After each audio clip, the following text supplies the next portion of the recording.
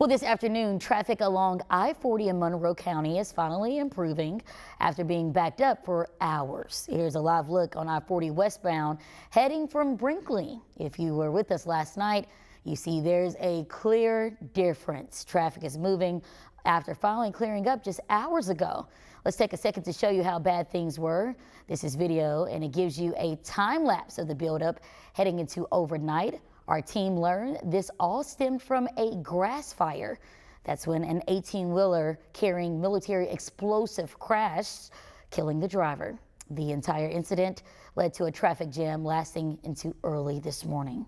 Now that brings us right now as we continue to follow what has been a chaotic incident. Carter Thweet is on the scene. And Carter, what are you learning now that things are clearing up?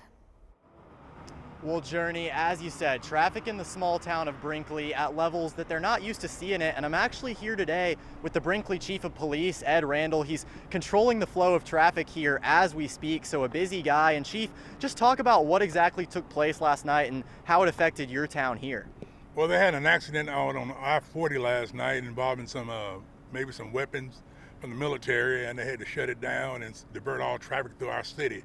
It became very hectic last night. Yeah, absolutely. I imagine it did. I know things starting to get a little bit better now. Yes. Talk about the efforts that you guys put in, and then also where this situation is at as we speak. Right now, they have the interstate open with the help of the state police, county, and St. Francis County. We've done a great job getting traffic in and out of Brinkley. Because like last night, we had traffic come from 3 directions constantly. I mean, like over thousands of vehicles at a time in a minute. Yeah, absolutely. So things starting to get a little bit better here, but as you heard, obviously still something to keep in mind if you're taking I-40 coming through this area. We're going to continue to keep you updated, but for now, in Brinkley, I'm Carter Thweet, THV 11 News. All right, Carter, thank you for that report. Hopefully you're staying cool and staying hydrated because it is a toasty Tuesday around central Arkansas. Looking at the sky cam, you can see pretty far. Got some clouds out there. Yesterday we did have a code orange and we had an air quality alert. Today we're not expecting that. The forecast looks like for the most part it should stay below code orange. Temperatures though, we're off to the races. 96 already in Little Rock, 95 in Hot Springs, 95 in Camden with some of those fair weather cumulus clouds bubbling up. The dew points there into the mid to upper 60s, so therefore the heat index is not getting out of hand, but the hot spot is Little Rock with a 102 feels like number. Same story into Texarkana. Your feels like number could climb as high as 104 or 105 during the peak heating of the day. Here's what the feels like conditions going throughout your Tuesday. They will slip back down as we go into this evening. Lows tonight dropping down primarily into the low 70s. Some locations could start off into the upper 60s in Clinton, and tomorrow we're back up to near 100 degrees once again. But there is some heat relief in my 7-day forecast. I'll let you know when we can say goodbye to temperatures flirting with 100 and when 80-degree temperatures will be arriving once again coming up. All right, Nathan, thank you. Well, new this afternoon, we're following reports of an early morning single vehicle crash. Just hours ago, the Saline County Sheriff's Office confirms a woman was behind the wheel before crashing into their building. Catherine Gray has since been arrested and is facing a DWI charge.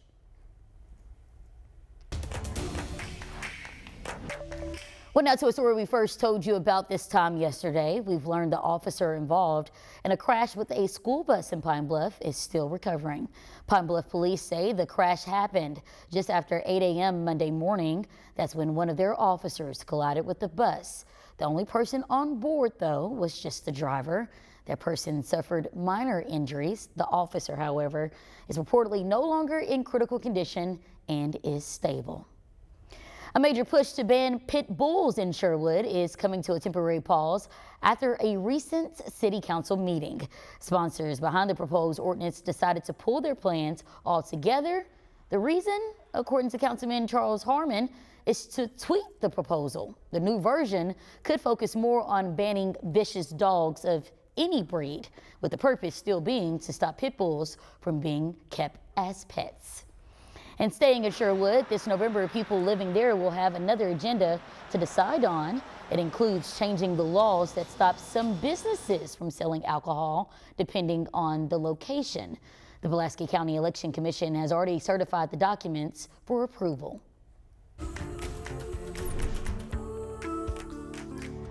Continued harm to Earth's atmosphere is raising concern regarding air quality. According to the Metro Plan, more cars on the road and doing things like mowing your lawn feeds into bad air quality. With a large part of the state previously under an advisory, it's important to take caution. And if you're among those at high risk, the signs to watch out for include chest pain, coughing, and congestion.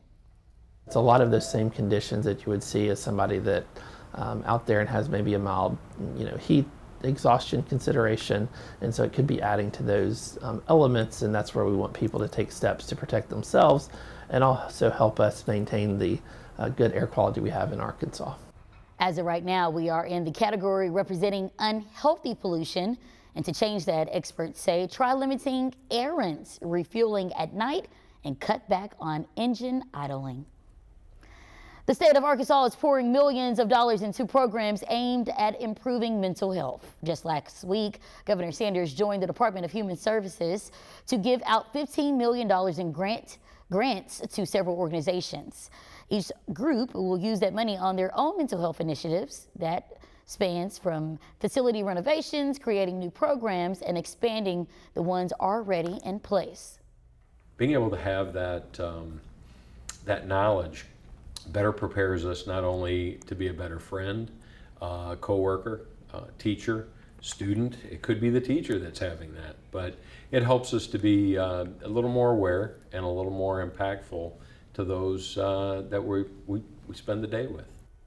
For an in-depth look at other participating organizations, you can find this story right now on THV11.com. Well, we're just 3 days away from the Salt Bowl, and local police is wasting no time making sure the stadium is secure. Preparations for the big game have been happening for several months now, and according to Benton Police, they're working with outside agencies to keep you safe. With security risks being a problem in the past, school leaders say there will be zero tolerance for people not following the rules. If we ask you to move on and get to where you need to be, and you refuse to do so, we're going to have you escorted out of the game. Well, both Benton and Bryan police departments will be involved, as well as several school resource officers and even Arkansas State Police. And even though the game is a few days away, big celebrations are happening around town. As you can see on your screen, THV11 will be at the pep rally tonight. Faith Woodard is pumping up Bryant as sports director Tyler Cass gets hype on Benton's side. We'll bring you a live look from the crowd tonight at 5 and 6. Fall sports are getting underway as temperatures remain pretty high. Elaine Cordano shares how it can cause dangerous heat illnesses and the measures being taken to keep students safe. It's time for football practice once again at Red Bank Regional High School in New Jersey. Work outside. Roaming the sidelines is certified athletic trainer Christina Emmerich. If you recognize it in treatment, exertional heat stroke is 100% survivable. Among the tools she uses to protect students, this device, which measures what's called the wet bulb globe temperature. That number tells Emmerich how much heat stress athletes may be experiencing. When you look at exertional heat stroke, how big of a problem is this in high schools? So it's one of the 3 leading causes of death in high school sport in America. And a lot of our field tests. Doug Casa is the CEO of the Corey Stringer Institute, named after the Minnesota Vikings player who died of heat-related illness in 2001. The Institute's mission includes the prevention of heat-related sudden deaths and helping rehabilitate athletes. Basketball here first. Among them, Ryan Swoboda. I remember I got there and I wanted to prove myself. In July 2017, on his 3rd day of practice as a freshman on UVA's football team, Swoboda collapsed. His core temperature had shot up to a life-threatening 109 degrees. He spent 3 weeks in the hospital and more than a year in rehabilitation. I had damage to a lot of my organs. But he recovered and went on to play professionally in the NFL. The Corey Stringer Institute recommends schools have athletes get acclimated to the heat before practicing in full uniform, take mandatory water breaks, and have a cooling tub to treat overheated players. Also key, Make sure their high school has an athletic trainer, because they don't want to depend on a coach if their child is going to die or live when they have a medical emergency. Elaine Quijano, CBS News. Online dangers have some people racing to freeze their credit. After the break, we verify whether that option actually works to keep you safe. The humidity level is not too bad, and that's just because the ground is drying out. However, the trade-off is the drought conditions continue to worsen across parts of the state, and I'm keeping a close eye on what's happening into South Arkansas because more burn bans have been issued. I'll have the latest on that and our next chance of rain. It is in my forecast. It's all coming up.